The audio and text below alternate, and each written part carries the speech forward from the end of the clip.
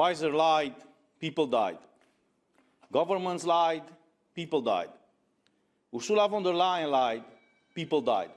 This is what we learned in the past week, starting of October 10th, 2022. On that day, we found out on record that a representative of Pfizer acknowledged in the COVID committee in the European Parliament that they never tested their injections for stopping the transmission of the virus. The same information was confirmed 3 days after, on October 13th, 2022. A representative of the European Commission in the same COVID committee stated the following, and I quote, and his answer was after I asked him about the effectiveness of these injections. And he said the following: if you want to have a vaccine that prevents transmission, best of luck. We could have got it, but it is not there yet.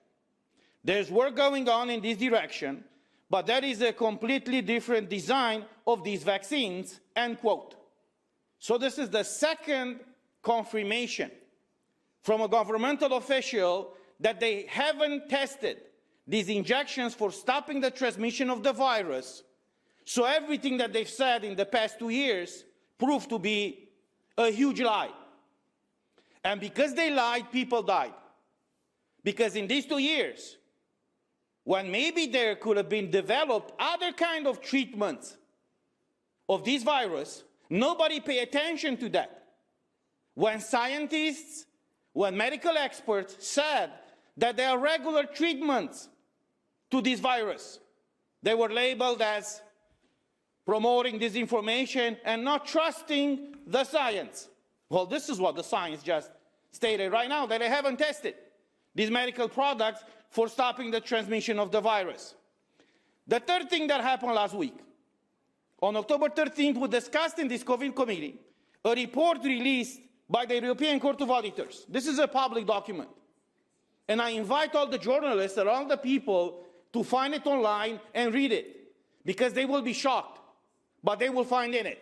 And one of the things that I found and pretty much shocked me is the following, and I quote: by November 2021, the Commission had signed 71 billion euros worth of contracts on behalf of member states to purchase up to 4.6 billion COVID-19 vaccine doses. We are 460 million people in the EU.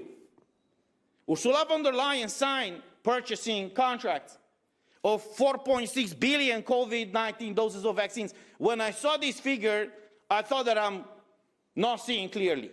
I wear glasses, you know, I have to do this. I mean, are they serious? That means 10 doses of vaccines. She signed contracts to purchase for every human being in the European Union. So the question is, if these vaccines or injections were so effective, in other words, were providing immunity from getting infected and from transmitting the virus, why would she purchase or sign to purchase 10 doses of vaccines or injections? We cannot call that vaccines now, after what we just found out. She signed to purchase 10 doses of injections for every EU citizen. This is simply absurd.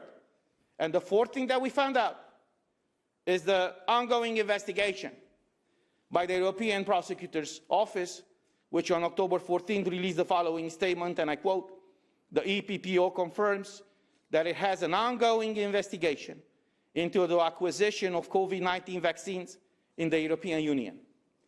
So, unfortunately, it took us 2 years to realize and to make these public officials and these companies to acknowledge something that all of us said by raising just logical questions. Logical questions. And unfortunately, and I have to say this, the worldwide media refuse to ask these logical questions. What are the studies, or what were the studies back then, behind these vaccines? How long did they take to develop the vaccines?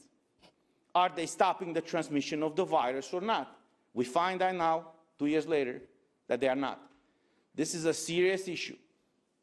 And I hope that all these public officials who are still holding public offices will never ever be again elected by the people in any such office. And nevertheless, considering the fact that Ursula von der Leyen lied and people died, clearly she committed fraud, corruption, she's in a clear conflict of interest, she must immediately and unconditionally resign from the position as President of the European Commission. Thank you.